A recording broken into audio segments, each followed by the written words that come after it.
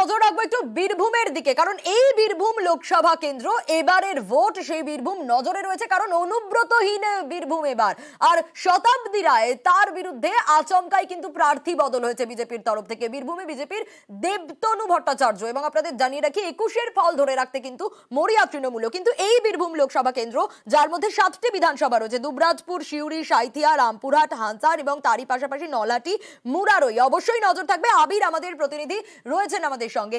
আবির, অবশ্যই এবার নজর এই অনুব্রতহীন বীরভূম। 2021-এ অনুব্রত মণ্ডল থাকাকালীন বীরভূমে দাগ কাটতে পারেনি বিজেপি। এবার কি ফল অন্য হওয়ার সম্ভাবনা?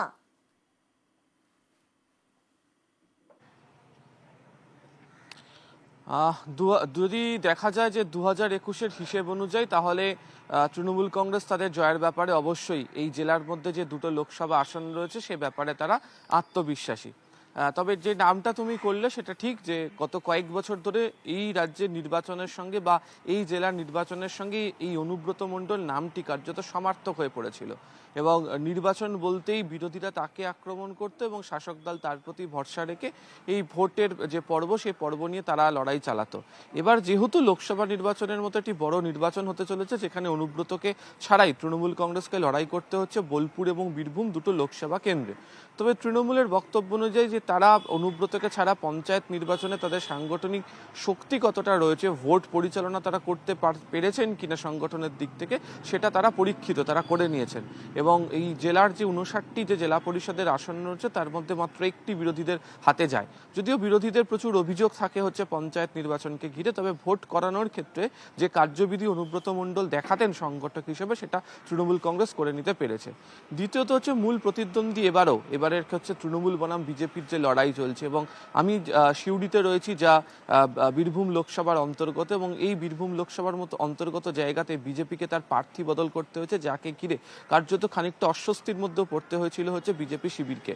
ফলে 2021-এর অঙ্কের হিসাবে তৃণমূল কংগ্রেস এগিয়ে রয়েছে এবং সেটাকে তারা ধরে রাখতে চায়।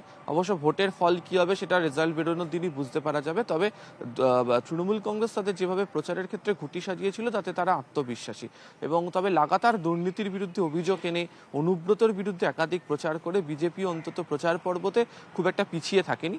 তবে যেহেতু নির্ভর করবে, অনেকেই বলছেন, সেটা হচ্ছে যে এই দুই লোকসভার মধ্যে অন্তত বীরভূমের একাধিক জায়গাতে হচ্ছে কত শতাংশ ভোটার তারা ভোট দিতে আসছেন। দ্বিতীয়ত হচ্ছে দুই রাজনৈতিক দলই তাকিয়ে হচ্ছে যে মহিলা ভোটারদের সংখ্যা কতটা থাকছে, অর্থাৎ মহিলারা কতটা ভোট দিচ্ছেন, এবং অবশ্যই পরিযায়ী শ্রমিকদের ভোট একটা ফ্যাক্টর। অন্তত আমি ছবিতে তোমাকে আমি দেখাতে পারি, আমি যেহেতু সিউড়িতে এই মুহূর্তে রয়েছি, অন্তত ভোট শুরু হওয়ার অনেকটা আগে থেকেই হচ্ছে যে লম্বা লাইন সেটা যেমন রয়েছে, এবং বিশেষ করে হচ্ছে যে কথাটা তোমাকে আমি বলছিলাম যে মহিলারা কত শতাংশ ভোট দিচ্ছেন, মহিলা ভোটারদের একটা বড় অংশ হচ্ছে সকাল থেকেই রয়েছে। এবং দুদিকে আমি একদিকে না দুদিকেরই আমি ছবিতে তোমাকে দেখাবো যে সকাল থেকে যে লাইন ইতিমধ্যেই পড়ে গিয়েছে, যে আমি ভোট গ্রহণ কেন্দ্রে রয়েছি সেখানে মহিলাদের উপস্থিতি লক্ষ্য করতে পারা যাচ্ছে। ফলে দিনভর যদি এই ছবি চলতে থাকে তাহলে অবশ্যই দুপক্ষই আশাবাদী থাকবে।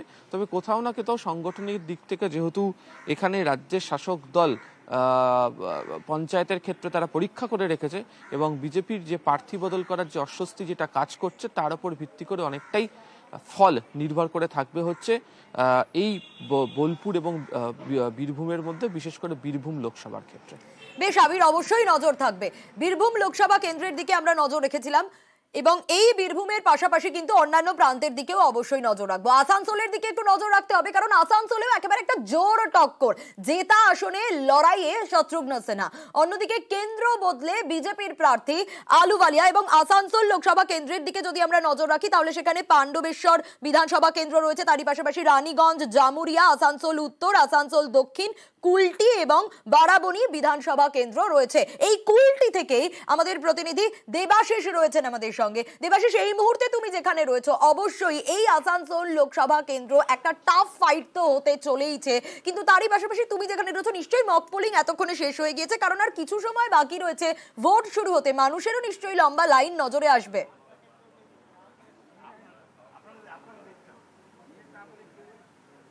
একেবারে দেখো, সকাল থেকেই আসানসোলের কুলটি বিধানসভা এলাকায় যে ভোটিং কেন্দ্রগুলি রয়েছে সেখানে মানুষের ভিড় অবশ্যই রয়েছে।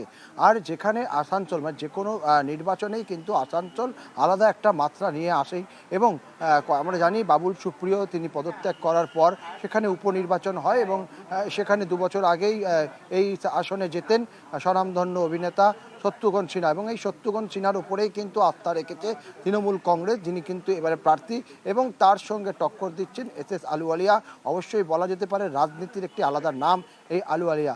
প্রায় 17,70,000 ভোটার তারা কিন্তু ভাগ্য নির্ধারণ, অর্থাৎ তাদের আঙ্গুলের ছাপে তারা কিন্তু ভাগ্য নির্ধারণ করবে কে এই জিতবে। তবে অবশ্যই সাধারণ মানুষ চাইছে ভোট হোক শান্তিপূর্ণ।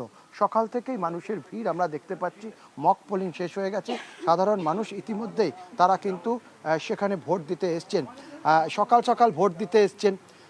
ভোট মানেই একটা সন্ত্রাসের ছায়া সবসময় আমরা জানতে পারি। সেই জায়গায় আপনাদের কতটা কি দাবি? খুব শান্তি। আপনারা কি চাইছেন ভোট শান্তিপূর্ণ হোক? একদম 100%। এখানে শান্তি হয়, শান্তিপূর্ণ ভোট হয়। আপনার দাঁড়িয়ে থাকুন, এখানে পিসফুল, আপনি দেখুন আমাদের এখানে শান্তিপ্রিয় জায়গা। নিরাপত্তা ব্যবস্থা নিয়ে কতটা খুশি? একদম 100% খুশি, কোনো রকম অসুবিধা নেই। একেবারে সকাল সকাল ভোট দিতে এসছেন, নিরাপত্তা ব্যবস্থা নিয়ে তারা খুশি। এবং মানুষ অবশ্যই সবসময়, আমরা বারবার করে বলছিলাম যে নিরাপদ যাতে মানুষ ভোট দিতে পারে সেইটা ঠিক করার জন্য সেখানে নির্বাচন কমিশন এবং মূলত যারা এই পোলিং স্টেশন যাদের দায়িত্বে রয়েছে সেই বাহিনী, তারাও কিন্তু ইতিমধ্যেই প্রস্তুত বাইরে থেকে যাতে বাইরের লোক তারা ভিতরে ঢুকতে না পারে তার জন্য তারা যেরকম গার্ড দিচ্ছে, পাশাপাশি পোলিং সেন্টার স্টেশন সেগুলিকে তারা গার্ড দিচ্ছে। ফলে এই মুহূর্তে দাঁড়িয়ে আসানসোল কেন্দ্র সবসময় একটা টাফ ফাইট, এবং সেই টাফ ফাইট কিন্তু একজন অভিনেতার সঙ্গে একজন দুধে রাজনীতিবিদের হবেই, সেটা কিন্তু বলাই বাহুল্য।